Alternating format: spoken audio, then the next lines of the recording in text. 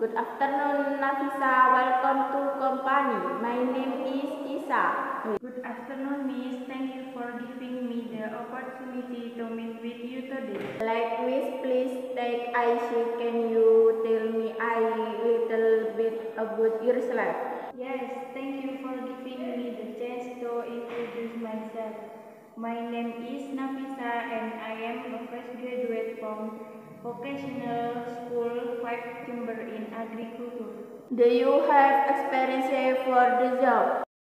I have internship experience at PT Java Indo Arjuna and I am seeking a company to which I can contribute while also expanding my knowledge about you.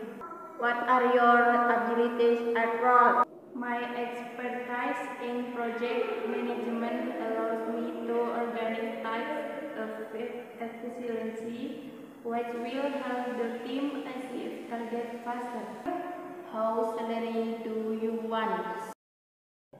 I am more interested in the opportunity to develop in this company, but based